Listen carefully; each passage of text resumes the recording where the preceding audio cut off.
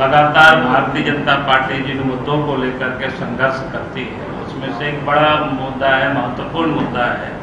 वो है करप्शन की, भ्रष्टाचार। और भ्रष्टाचार हर क्षेत्रों में है। किस प्रकार से भ्रष्टाचार है वो आए दिन आप सब लोग यहाँ देख रहे हैं। झारखंड में अखबार की सुर्खियों में रोज बटोर भी रही है।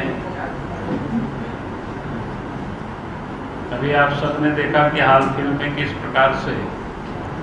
ईडी वालों ने जगह जगह पर छापा मारा और फिर उसके बाद कई को जेल गए और कई लोगों को शायद रास्ते में भी होंगे। यानी भ्रष्टाचार इस राज्य की जो सरकार है, लगता है कि सरकार ही भ्रष्टाचार के लिए बनी। अब भ्रष्टाचार का कोई भी क्षेत्र इन्होंने नहीं छोड़ा है कि जहां पर वो भ्रष्टाचार नहीं करता। और सरकार को बार बार आगाह करने के बाद भी, मुख्यमंत्री को सचेत करने के बाद भी, देखो भाई यहां गड़बड़ी हो रही है, इस गड़बड़ी को रोकिए। अगर आप इस गड़बड़ी को नहीं रोकेंगे तो फिर एक दिन आपको भी उसकी सजा भुगतनी पड़ेगी।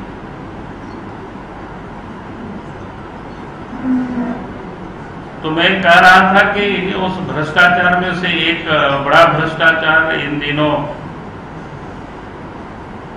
अखबार की सुर्खियों में भी है, और वैसे मैंने कल ट्वीट भी कर दिया था। आप सब लोगों ने देखे भी होंगे कि शराब की घोटाला के बारे में।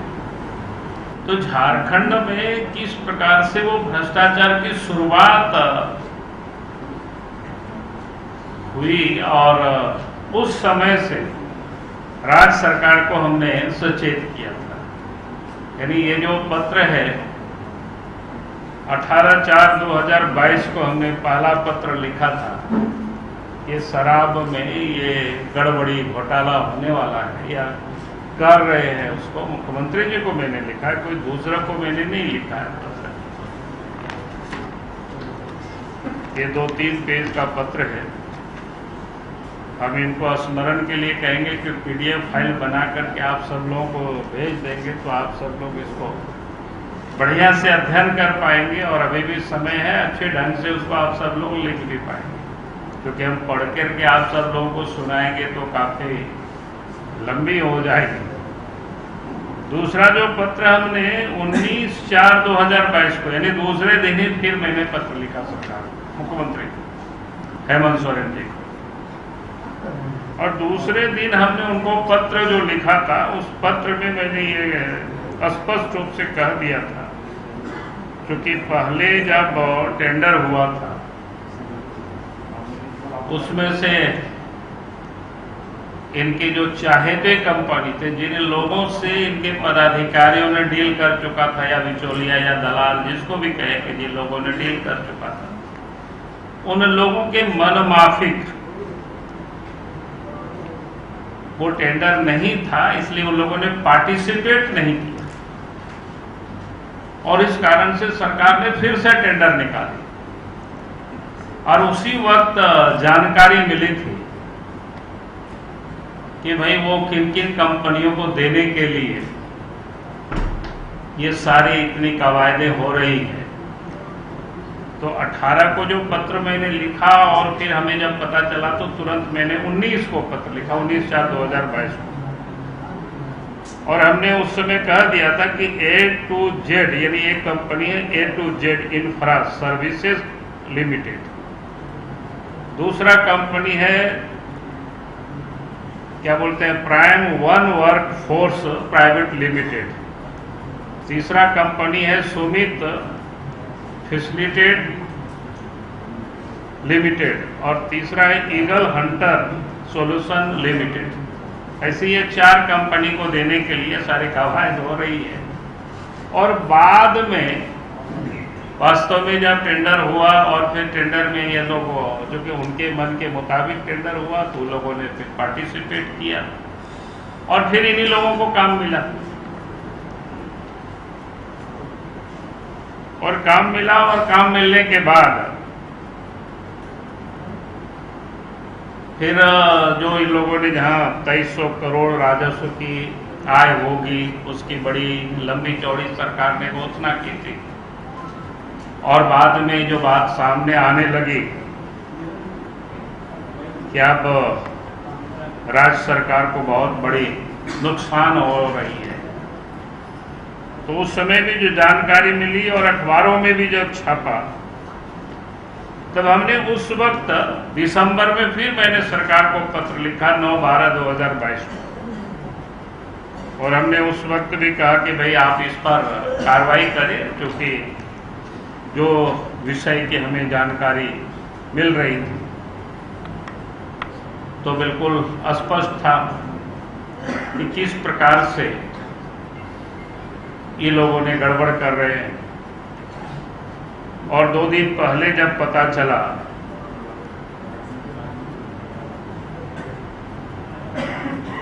कि ये जो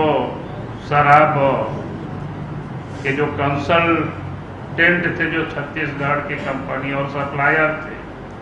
और फिर झारखंड का जो उत्पाद विभाग है, एक्साइज विभाग है, इस सब लोगों ने मिल करके जो इस प्रदेश की राजस्व की जो घाटा है वो 450 करोड़ रुपया एक प्रकार से लोगों ने पहुंचा दिया। और ये मामला तो सब चुपचाप ही था, लेकिन ये लोग तब सक्रिय हुए जब छत्तीसगढ़ के में ईडी ने वहां पर छापा मारा, और फिर कई सुराग भी मिले, और झारखंड सरकार के सचिव एक्साइज के और आयुक्त को जानकारी जो मिली कि इनको नोटिस दिया, और उसके बाद ये हड़कंप मचा, और फिर ये 4.5 करोड़ रुपया, 450 करोड़ रुपया रिकवर करने के लिए उन लोगों को नोटिस दिया जाता है, और उन्हीं लोगों से काम भी लिया जाता है। आज भी वही सारे लोग काम कर रहे हैं। संभवतः उनके काम की 10-12 दिन ऐसे बचा हुआ है। ये यानी कायदे से कार्रवाई तो किसके ऊपर होनी चाहिए था कि उनके पदाधिकारियों के ऊपर पहले तो होनी चाहिए था, जिन लोगों ने ये गलत सलाह दिया और बार बार पात्र लिखने के बाद भी जिन लोगों ने कोई ध्यान नहीं दिया, नहीं मुख्यमंत्री ने भी ध्यान नहीं दिया। और आज भी ये साफ दिखता है सरकार को जहां उन लोगों के ऊपर कार्रवाई करनी चाहिए थी, लेकिन उन लोगों के ऊपर कार्रवाई ना करके नोटिस देना ताकि वो लोग कोर्ट जा सके और अपने स्टे वो लोग ले सके, यानी अपनी चमड़ी को ये लोग सारे लोग बचा सके। किस ढंग से ये लोग चक्रव्यूह जिसको कहते हैं रचते हैं, या इसको कैसे ढंग से ये लोग बनाते हैं ताकि हम कैसे बचे। तो ये जो इस राज्य की लूट की एक मतलब जिसको क्या बोलते हैं कहानी है, तो मैं ये कह रहा था कि इस प्रकार से इस प्रदेश को लोग हर चीजों की जो लूट, चाहे वो जमीन की लूट हो, चाहे वो दारू की हो, चाहे पत्थर की हो, चाहे कोयला की हो, जहां भी जाएंगे, जिस ओर जाएंगे, चारों तरफ लूट ही लूट मच रही है। अब राज्य के मुख्यमंत्री के ऊपर जब ईडी वाले जब उनको नोटिस देते हैं, आप सब लोगों ने देखा, तो वो कहता है कि हम आदिवासी मुख्यमंत्री हैं। भाई आदिवासी मुख्यमंत्री है तो इस लूटने के लिए आप नहीं है। और आपको अगर समझ में नहीं आ रहा है कि कहां गड़बड़ी हो रहा है, तो आप भले ही हमें अपोजिशन के लीडर ना माने, लेकिन भारतीय जनता पार्टी तो विधायक दल के हमें लीडर बनाए, वो भी आप नहीं मानते हैं। तो इस प्रदेश के हम मुख्यमंत्री भी रहे हैं, तो हमें इतना तो अनुभव है कहां गड़बड़ी होती है, और वो भी आप नहीं मानते हैं। तब भी मैं मानता हूं कि भाई हम इस झारखंड की एक नागरिक है, अगर हमें जानकारी मिल रहा है किसी को भी कि यहां गड़बड़ी हो रही है, यहाँ लूट हो रहा है,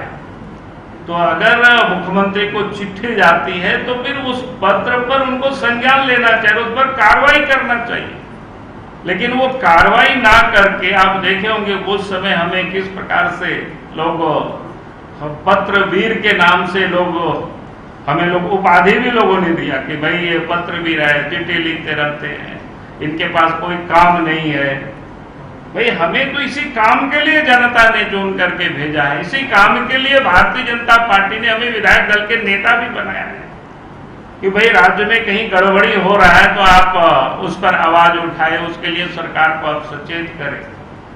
और इसके बाद अगर सरकार कार्रवाई नहीं करती है मुख्यमंत्री, और फिर जब उनके ऊपर जांच एजेंसी नोटिस देती है, पूछताछ करती है, तो किस प्रकार से आवाज उठाते हैं कि भाई हम आदिवासी हैं इसलिए हमको तंग कर रहे हैं, इसलिए हमको परेशान कर रहे हैं। मैंने इसलिए इस बात को यहां बताया कि आप सब लोगों ने ये चिट्ठी देखी कि हमने तो जिस समय से ये जो शराब की शुरुआत हुई थी, टेंडर की, ऑक्शन की, जिन लोगों को देने की, और उस समय से जो हमें गड़बड़ी की जो जानकारी मिली, और उस वक्त से हम पत्र सरकार को लिखते रहे।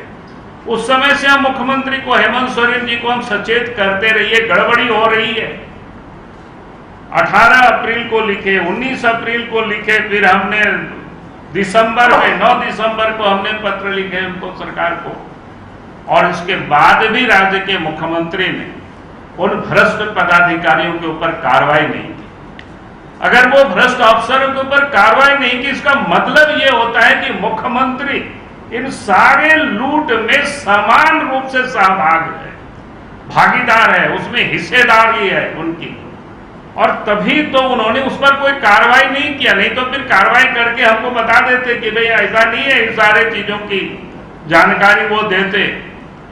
या फिर हमें नहीं भी देते तो कार्रवाई करते। और मैं आज भी मुख्यमंत्री जी से मैं मांग करता हूं,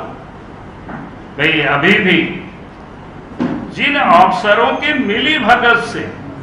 राज्य को 450 करोड़ से अधिक रुपया की जो क्षति हुई है, उन अफसरों के ऊपर कार्रवाई करनी चाहिए, एफआईआर होनी चाहिए। और नहीं तो फिर वो नहीं करेंगे तो फिर ऊपर के जो जांच एजेंसी है, जितनी गड़बड़ी हुई है उसकी जांच तो उन एजेंसी जरूर जांच करेगी। हम उन जांच एजेंसियों से भी हम आग्रह करेंगे कि भाई अगर सरकार नहीं करे तो फिर, क्योंकि मामला उनकी नहीं है, इस राज्य का मामला है, राज्य की इतनी बड़ी लूट जहां हुई है तो उसकी जांच निश्चित रूप से होनी चाहिए।